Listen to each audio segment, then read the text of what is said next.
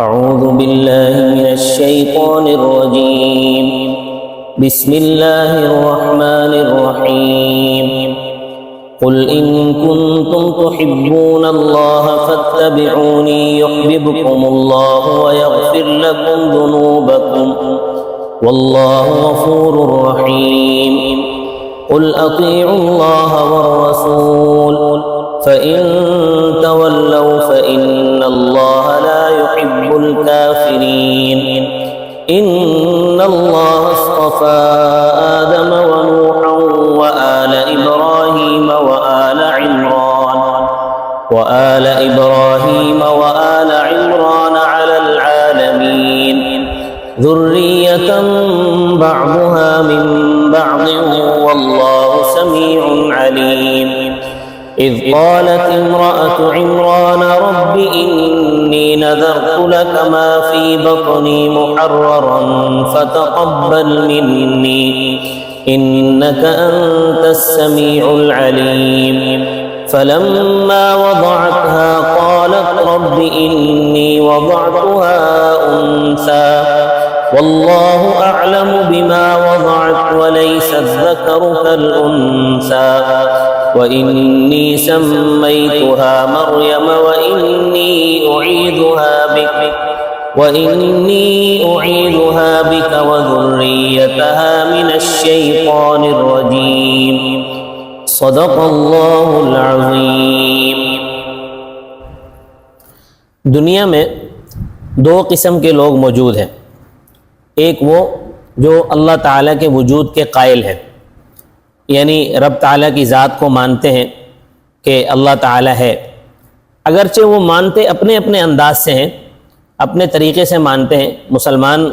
کے علاوہ یہود و نصارہ بھی رب تعالیٰ کو مانتے ہیں، اللہ کے وجود کے قائل ہیں، ہندو بھی رب تعالیٰ کے وجود کو مانتے ہیں، اور دوسرے نمبر پر ایسے بدبخت بھی ہیں جو کہتے ہیں کہ رب ہے ہی نہیں، وہ رب تعالیٰ کے وجود کے منکر ہیں۔ وہ کہتے ہیں کہ ہم نے دوربین اور خوردبین کے ذریعے دیکھ لیا ہے، بلکہ ایسے آلات ہم نے ایجاد کر لیے ہیں کہ جن کے ذریعے پانی اور دودھ کے اندر جو جراثیم ہوتے ہیں جو ایک عام آنکھ سے نظر نہیں آتے، وہ اس دوربین یا خوردبین کے ذریعے سے نظر آ جاتے ہیں۔ تو ہم نے بڑا دیکھا ہے،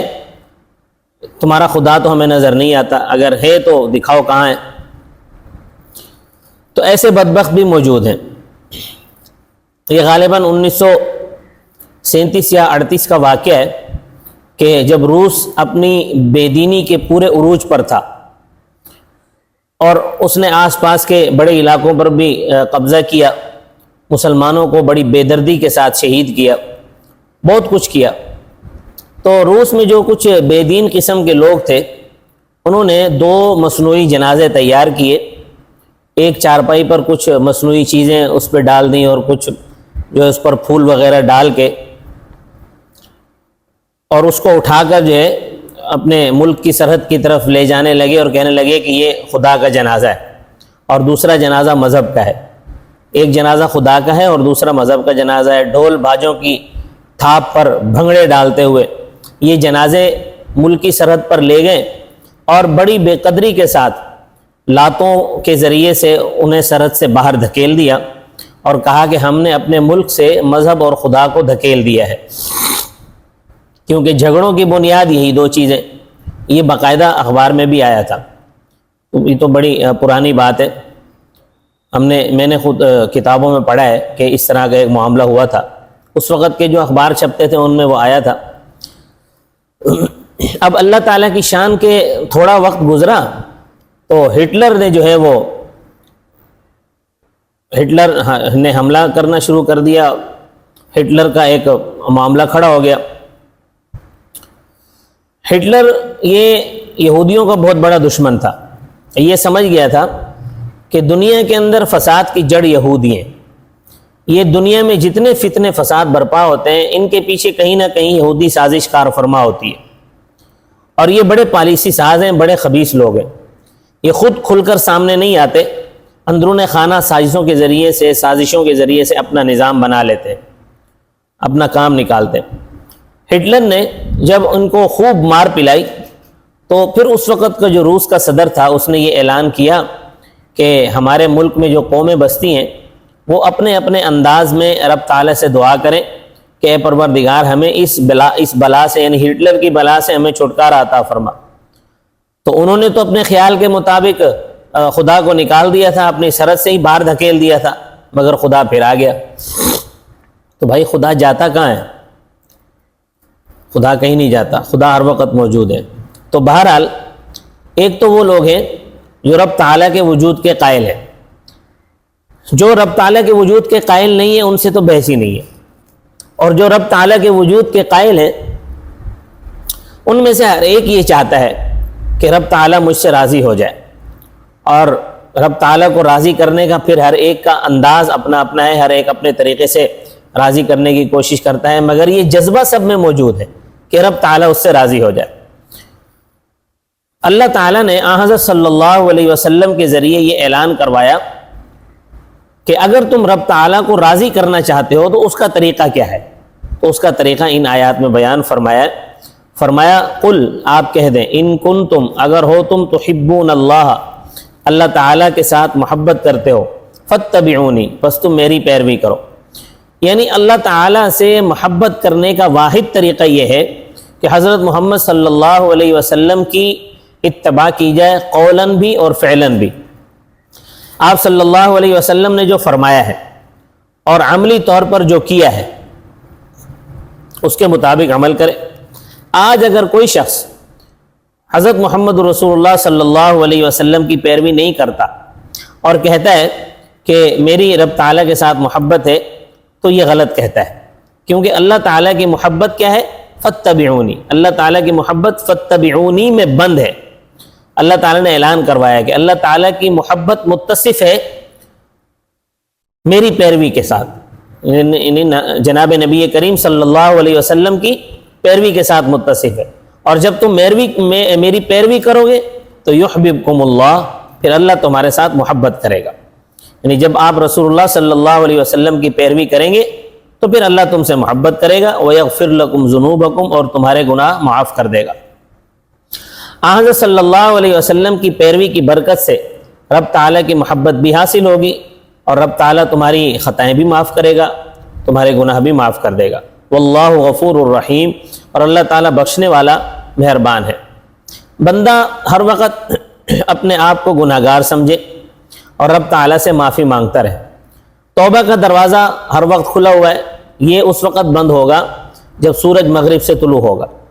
اور جب سورج مغرب سے طلوع ہوگا تو اس وقت کسی کی توبہ بھی قبول نہیں ہوگی اور کسی کا ایمان لانا بھی قبول نہیں ہوگا۔ تو ابھی جب وقت موجود ہے تو ہر وقت توبہ کرتے رہنا چاہیے تاکہ گناہ بھی معاف ہوتے رہیں۔ اس کے بعد فرمایا قل اطیعوا اللہ، اے نبی کریم صلی اللہ علیہ وسلم آپ کہہ دیں اطاعت کرو اللہ تعالیٰ کی، یعنی اس کے حکم کو مانو، والرسول، اور اس کا طریقہ یہ ہے کہ اس کے رسول صلی اللہ علیہ وسلم نے جو فرمایا ہے اس کو مانو اور اس پر عمل کرو۔ فَإِن تَوَلَّوْا، پس اگر یہ لوگ پھر جائیں اور روگردانی کریں اطاعت سے، فَإِنَّ اللَّهَ لَا يُحِبُّ الْكَافِرِينَ، تو بے شک اللہ تعالیٰ کافروں سے محبت نہیں کرتا۔ یعنی جب یہ رب تعالیٰ سے محبت نہیں کرتے تو رب تعالیٰ تو مجبور نہیں ہے کسی سے محبت کرنے کے لیے، اس کو کوئی مجبوری نہیں ہے کہ وہ ان سے محبت کرے، کیونکہ رب تعالیٰ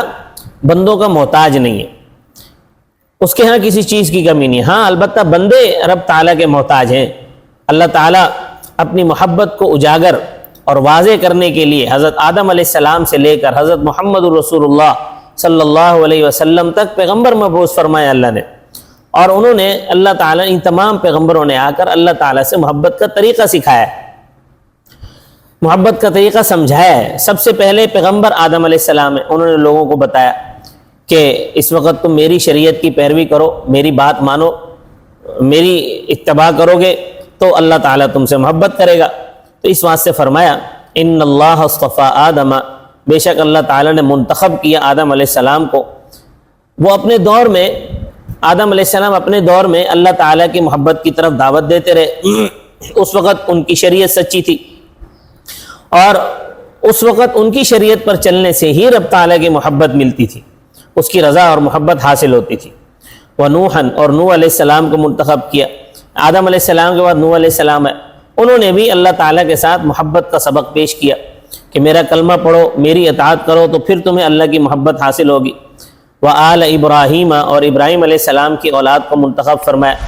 یعنی ابراہیم علیہ السلام اور ان کے اہل کو رب تعالیٰ نے اپنے تقرب کا ذریعہ بنایا۔ حضرت ابراہیم علیہ السلام کے 5 بیٹے تھے، حضرت اسماعیل علیہ السلام، حضرت اسحاق علیہ السلام، حضرت مدین، حضرت مدائن اور حضرت قیدار رحمہم اللہ تعالی۔ ان حضرات میں، ان 5 بیٹوں میں حضرت اسماعیل علیہ السلام اور حضرت اسحاق علیہ السلام تو اللہ کے نبی تھے، اللہ کے پیغمبر تھے، اور باقی جو 3 فرزند تھے مدین، مدائن اور قیدار رحمہم اللہ تعالی، یہ اللہ کے نیک بندے تھے اور بزرگ لوگ تھے۔ ان سب سے پھر آگے نسل چلی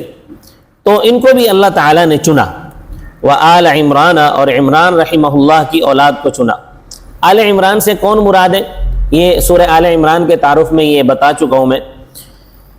بعض مفسرین رحمہم اللہ فرماتے ہیں کہ آل عمران سے مراد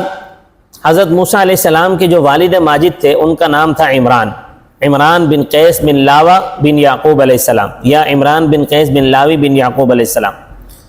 تو آل عمران سے مراد موسیٰ علیہ السلام اور ہارون علیہ السلام ہے، اور ان کی اولاد در اولاد ہے۔ لیکن اکثر مفسرین کرام رحمہم اللہ تعالیٰ فرماتے ہیں کہ اس مقام پر جس عمران کا ذکر ہے یہ عمران بن ماسان رحمہ اللہ ہے، جو بڑے نیک اور بڑے پارسا بزرگ تھے۔ یہ مسجد اقصیٰ کے خطیب اور امام تھے، لوگوں کی اخلاقی اور روحانی تربیت کرتے تھے۔ حضرت مریم علیہ السلام کے جو والد تھے وہ مراد ہے۔ اللہ تعالیٰ نے ان کو بیٹا دیا تھا جس کا نام ہارون تھا، وہ بھی بڑا نیک اور پارسا تھا، مگر جوانی میں ہی فوت ہو گیا۔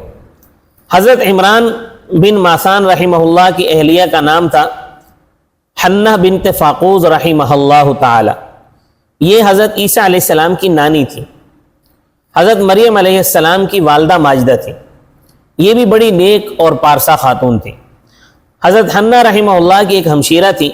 ان کا نام تھا عشاعہ بنت فاقوز رحمہ اللہ،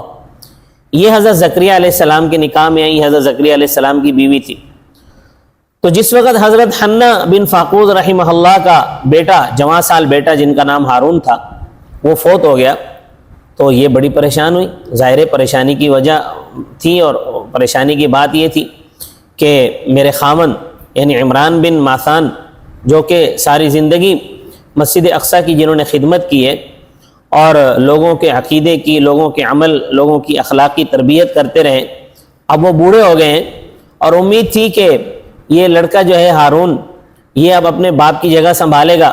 اور اسی طرح جس طرح والد لوگوں کی اخلاقی روحانی تربیت کیا کرتے تھے اب یہ کرے گا،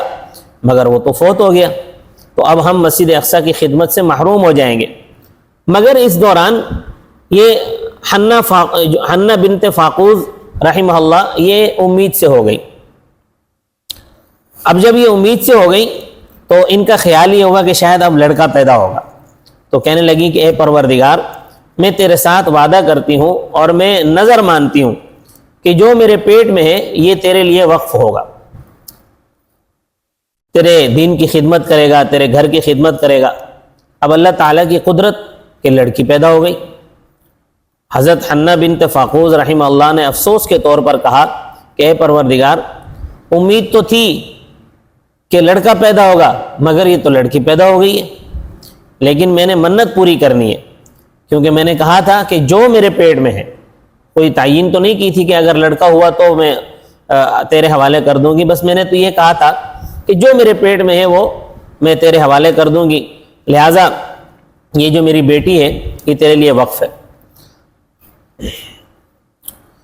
اور اس لڑکی کا نام مریم رکھا گیا۔ امام بخاری رحمۃ اللہ علیہ فرماتے ہیں کہ مریم کا معنی ہوتا ہے عابدہ، عبادت کرنے والی، یہ عبرانی زبان کا لفظ ہے، اور یہ مسئلہ بھی یاد رکھنا کہ یہ جو دوسرے کے حوالے سے نظر اور منت مانی جاتی ہے یہ ان کی شریعت میں جائز تھی، ہماری شریعت میں یہ جائز نہیں ہے۔ ہماری شریعت میں حکم یہ ہے کہ لا نظر فیما لا یملک ابن آدم، کہ جو چیز ابن آدم کی اپنی ملکیت میں نہیں ہے اس کی نظر نہیں مان سکتا۔ مثلا کوئی کہے کہ اے اللہ میرا اگر فلاں کام ہو جائے تو میں اتنے روزے رکھوں گا، یا میں اتنے نفل پڑھوں گا، یا میں اتنے جانور ذبح کروں گا، یہ تو ٹھیک ہے۔ لیکن اگر کوئی یہ نظر مان لے کہ میرا اگر بیٹا یا بیٹی پیدا ہوگا تو میں یہ کروں گا، ایسا کروں گا، یعنی بیٹے کو وقف کر دوں گا یا بیٹی کو وقف کر دوں گا، تو اس قسم کی نظر شریعت میں، ہماری شریعت میں جائز نہیں ہے، کیونکہ بیٹا اور بیٹی جو بھی ہے ان کا ایک الگ وجود ہے، وہ اپنے افعال کے خود مالک ہیں، تو ایسی نظر ہماری شریعت میں جائز نہیں ہے، ان کی شریعت میں جائز تھی۔ تو جس وقت حضرت مریم علیہ السلام پیدا ہوئی تو ان کی والدہ نے حضرت مریم کو انتظامیہ، جو مسجد اقصیٰ کی انتظامیہ کمیٹی تھی، اس انتظامیہ کمیٹی کے پاس پہنچا دیا اور ان کو بتا دیا کہ میں نے چونکہ منت مانی تھی لہٰذا اب یہ تمہارے سپرد ہے، اس کی پرورش کا انتظام، اس کے دودھ پلانے کا انتظام بھی آپ لوگ خود کرو۔ اس وقت مسجد اقصیٰ کی کمیٹی 29 افراد پر مشتمل تھی، کسی کے ذمے پانی کا نظام تھا، کسی کے ذمے صفائی کا نظام تھا، کسی کے ذمے چراغ جلانے کا نظام تھا، کسی کے ذمے دروازے کھولنے کا نظام تھا، کسی کے ذمے مسجد کی صفائی ستھرائی کا نظام تھا، یعنی ایک پوری 29 افراد پر مشتمل ایک کمیٹی تھی، ہر ایک کی الگ الگ ڈیوٹی تھی۔ حضرت زکریا علیہ السلام حضرت زکریا علیہ السلام بھی اس کمیٹی میں شامل تھے، اگلے رکوع میں آئے گا انشاءاللہ تعالی۔ حضرت مریم علیہ السلام کی پرورش کے سلسلے میں انتظامیہ کمیٹی کا آپس میں جھگڑا ہو گیا۔ کمیٹی کے 29 ارکان تھے اور ہر رکن یہ چاہتا تھا کہ مریم کی پرورش میں کروں۔ آج ہمارا یہ زمانہ ہوتا ہے نا، ہمارے قسم کے لوگ ہوتے تو وہ ان کی پرورش سے دور بھاگتے، اپنے ذمے کوئی بھی لینے کو تیار نہ ہوتا، کہتا جی بچی کا معاملہ ہے، کون اس کی پرورش کرے، کون اس کی نگرانی کرے، جوان ہونے پر کون اس کی شادی کا انتظام کرے گا، تو ہر ایک یہ کہتا کہ میں نہیں کر سکتا۔ مگر اس وقت ہر ایک اپنے موقف پر ڈٹا ہوا تھا، اپنے موقف کو چھوڑنے کے لیے کوئی بھی تیار نہیں تھا۔ آگے انشاءاللہ آئے گی یہ بات۔ آخر کار یہ بات طے پائی کہ تم لوگ اردن کی نہر پر جاؤ اور وہاں جا کر اپنی اپنی قلمیں دریا میں ڈال دو، ہر آدمی اپنے قلم کے ساتھ ایک نشانی لگا کر اس کو نہر میں پھینک دے۔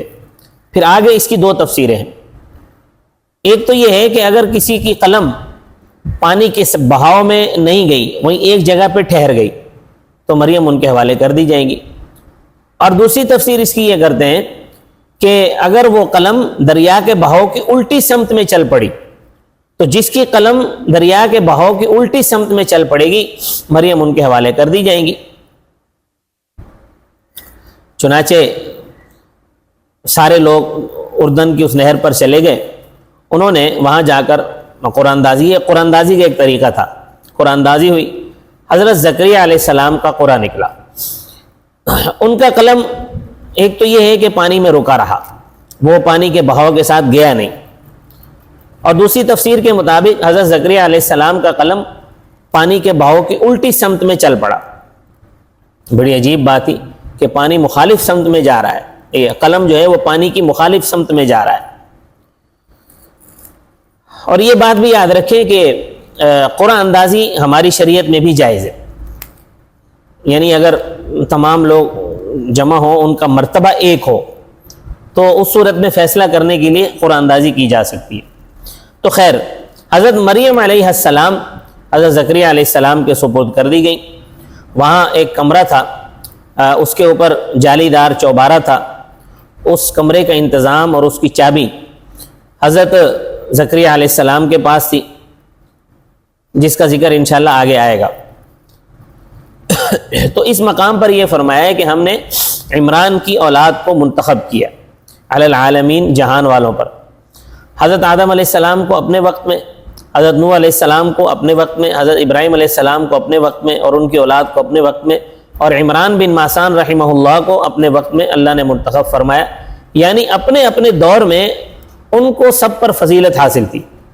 ذریۃ بعضھا من بعض، ان میں سے بعض کی اولاد ہیں۔ مثلا عمران رحمہ اللہ حضرت ابراہیم علیہ السلام کی اولاد میں سے تھے، ابراہیم علیہ السلام حضرت نوح علیہ السلام کی اولاد میں سے تھے، حضرت نوح علیہ السلام حضرت آدم علیہ السلام کی اولاد میں سے تھے۔ واللہ سمیع علیم، اور اللہ تعالیٰ ہر چیز کو سنتا بھی ہے اور جانتا بھی ہے۔ اذ قالت امرأۃ عمران، اور جب کہا عمران کی بیوی نے، رب انی نذرت لک، اے میرے رب بے شک میں نے نظر مانی تیرے واسطے، ما فی بطنی، جو کچھ میرے پیٹ میں ہے، محررا، وہ تیرے لیے آزاد کر دیا جائے گا، فتقبل منی، پس تو مجھ سے قبول فرما، انک انت السمیع العلیم، بے شک تو ہی سننے والا جاننے والا ہے۔ فلما وضعتها، پس جب اس نے جنا اس کو، قالت ربی، کہنے لگی اے میرے رب، انی وضعتها انثى، بے شک میں نے جنی ہے لڑکی، واللہ اعلم بما وضعت، اور اللہ تعالیٰ خوب جانتا ہے جو اس نے جنا ہے۔ رب تعالیٰ فرماتے ہیں ولیس الذکر کالانثیٰ، اور نہیں ہے وہ معہود لڑکا اس لڑکی کی طرح، یعنی تمہارے ذہن میں تو ایک فرضی لڑکا تھا کہ لڑکا پیدا ہوگا اس کو مسجد اقصیٰ کی خدمت کے لیے وقف کر دیں گے، اور لڑکی جو ہے وہ لڑکا اگر پیدا ہوتا تو وہ اس لڑکی کو کہاں پہنچ سکتا ہے؟ اس لڑکی کا تو بڑا مقام ہے۔ حضرت مریم علیہ السلام بہت اونچے درجے کی خاتون تھی، بہت اونچے درجے کی عورت ہے۔ اللہ تعالیٰ نے خرق عادت حضرت عیسیٰ علیہ السلام کو بغیر خاون کے حضرت مریم سے پیدا فرمایا۔ ایک تو یہ معنی ہو سکتا ہے، دوسرا معنی یہ ہو سکتا ہے کہ لڑکی لڑکے کی طرح کہاں ہو سکتی ہے، یعنی لڑکا جو ہے وہ جس طرح آزادانہ گھومتا ہے، آزادانہ آتا جاتا ہے، اس کو کس سے پردے کی ضرورت نہیں ہے، حالانکہ لڑکی کو ان تمام پابندیوں کا سامنا کرنا پڑتا ہے، تو لڑکی لڑکے کی طرح کہاں ہو سکتی ہے؟ جو عمومی خدمت ایک لڑکا کر سکتا ہے وہ لڑکی نہیں کر سکتی۔ وَإِنِّي سَمَّيْتُهَا مَرْيَمَ، اور بے شک میں نے اس کا نام رکھا ہے مریم، وَإِنِّي أُعِيذُهَا بِكَ، اور بے شک میں اس کو تیری پناہ میں دیتی ہوں، وَذُرِّيَّتَهَا مِنَ الشَّيْطَانِ الرَّجِيمِ، اور اس کی اولاد کو اس شیطان سے جو مردود ہے۔ حدیث پاک میں آتا ہے کہ جب بچہ پیدا ہوتا ہے تو شیطان اس کو کچوکا لگاتا ہے، شیطان اپنا اثر اس پر ڈالتا ہے، اپنا ٹیکا لگاتا ہے اپنا اثر ڈالنے کے لیے، لیکن حضرت مریم علیہ السلام اور حضرت عیسیٰ علیہ السلام کو اللہ نے محفوظ رکھا، شیطان ان کو چوکا نہیں مار سکا، نہ حضرت مریم کو مار سکا اور نہ ہی حضرت عیسیٰ علیہ السلام کو مار سکا،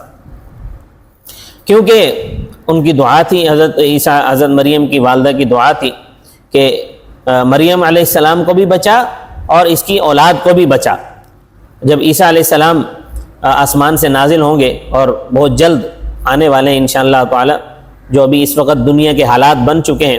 تو انشاءاللہ بہت جلد حضرت عیسیٰ علیہ السلام آنے والے ہیں، کیونکہ قرائن اور شواہد سارے مل رہے ہیں، اور آ کر عرب کا ایک قبیلہ ہے ازد صنوعہ ایک خاندان ہے، اس خاندان میں حضرت عیسیٰ علیہ السلام شادی کریں گے۔ یہ خاندان سارا کا سارا طبعی طور پر شریف ہے، اور پھر اس شادی سے، اس عورت سے حضرت عیسیٰ علیہ السلام کے 2 لڑکے پیدا ہوں گے، ایک کا نام موسیٰ رکھیں گے اور دوسرے کا نام محمد رکھیں گے۔ یہاں تک تو بات ثابت ہے، آگے معلوم نہیں کیا ہوگا، یہ اللہ تبارک و تعالی بہتر جانتا ہے۔ اللہ تبارک و تعالی مجھے اور آپ کو عمل کی توفیق عطا فرمائے۔ وما علینا الا البلاغ المبین۔